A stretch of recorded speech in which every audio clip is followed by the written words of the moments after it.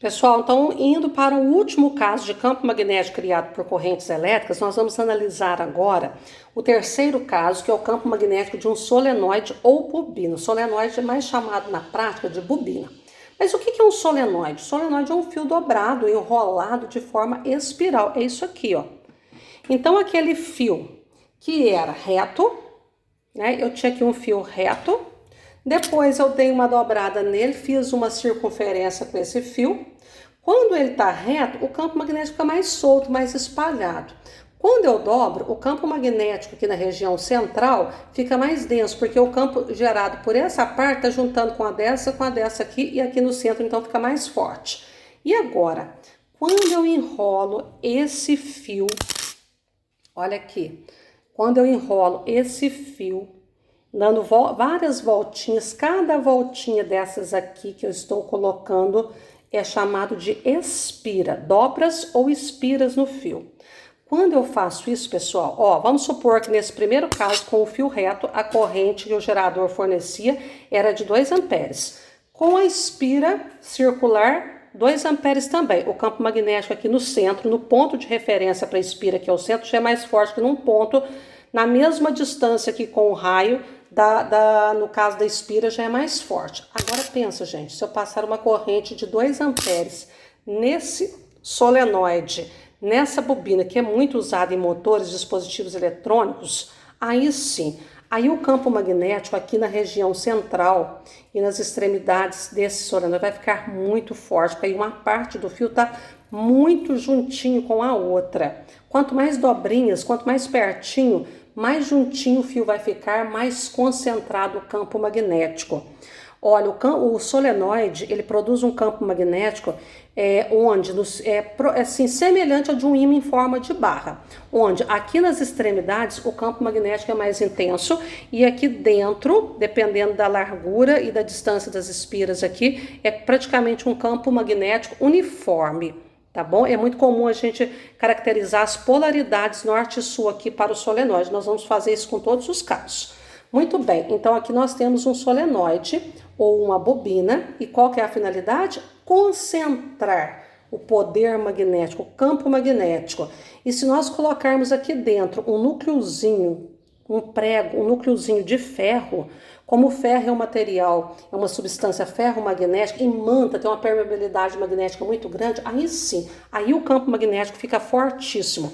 A corrente elétrica, o campo magnético criado aqui pela corrente elétrica vai passar para aquele núcleo de ferro e vão criar um eletroímã poderoso, bem forte.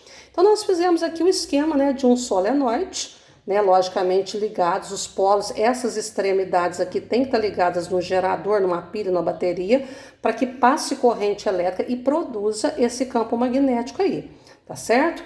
O que vai variar para as outras equações? O campo magnético, o módulo do campo magnético, vocês vejam que eu refiro sempre o módulo, o valor, porque as equações elas só servem para calcular o módulo do vetor campo magnético. Nós ainda vamos na outra aula definir a direção e o sentido.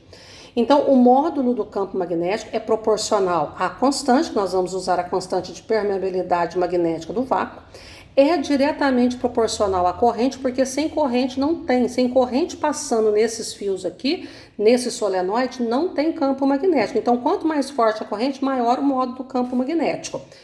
O campo magnético ele é diretamente proporcional ao N, pode ser maiúsculo ou minúsculo, ele vai depender do livro, da apostila que é ser usada. Os dois são corretos. O que é o número de espiras? É o número de dobrinhas que tem aqui, ó. 1, 2, 3 e etc. Deve ter mais de 10, quase 15 voltinhas, perdão, aqui, ó. Cada dobrinha, cada voltinha é uma espira. Quanto maior o número de espiras, mais juntinho, né, mais próximo o fio vai estar um do outro aqui, uma da outra, e vai concentrar mais o campo magnético. Então, o campo magnético ele é diretamente proporcional ao número de espiras, porque fica mais perto um fio do outro, uma parte do fio da outra, e assim concentra melhor o campo magnético. E o campo magnético ele é inversamente proporcional ao comprimento do solenoide. Esse comprimento pode ser L maiúsculo ou L minúsculo. Eu optei por colocar N e L minúsculos, pode colocar N e L maiúsculo, não tem problema.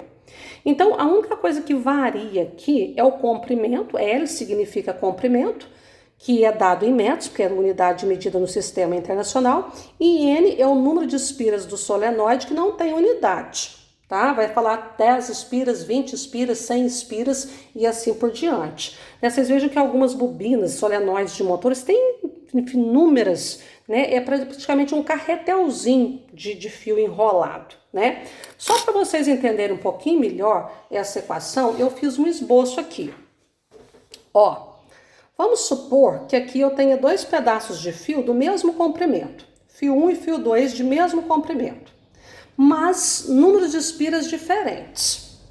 Então, para o mesmo comprimento, quanto maior o número de espiras, foi o que eu expliquei na fórmula, mais forte é o módulo do vetor campo magnético. Porque, veja bem, se esse fio aqui tem 10 centímetros, por exemplo, eu faço com o fio 1 5 espiras e com o fio 2 o mesmo comprimento de 10 centímetros, eu faço 12 espiras. Observe que para eu fazer 12 espiras, o número maior de espiras que eu de cima, eu vou ter que fazê-las menores, mais próximas. E se eu fizer elas mais próximas, esse fio vai ficar mais próximo desse, e o que acontece? O campo magnético concentra melhor. Então, para o mesmo comprimento, quanto maior o número de espiras, mais forte é o campo magnético nesse solenoide aí. Por quê? Porque com o mesmo comprimento, para fazer o número de espiras maior, de um caso em relação a outro, eu tenho que fazer as espiras menores e mais próximas. Agora, se eu inverter a situação, eu coloco dois pedaços de fios diferentes, um maior que o outro, fio 1 menor, fio 2 maior. Agora eu quero fazer o mesmo número de espiras. Veja o seguinte, se eu quero pegar um pedaço de fio menor e fazer o mesmo número de espiras de um fio maior, de comprimento maior, o fio menor vai ter umas espiras menores e mais próximas. Eu fiz 3 espiras com o fio 1 de comprimento menor e 3 espiras com o fio 2 de comprimento maior. Então, nesse caso aqui, como o comprimento é maior, as espiras vão ficar mais afastadas. Então, o campo magnético daqui está mais longe desse daqui, que está mais longe daqui. E nesse caso, então, o campo magnético fica mais solto. Aqui, como as espiras estão mais próximas, o campo magnético fica mais concentrado. Por esse motivo que quanto maior o comprimento, né, para o mesmo número de espiras, maior comprimento, menor o módulo do vetor campo magnético. Tá bom?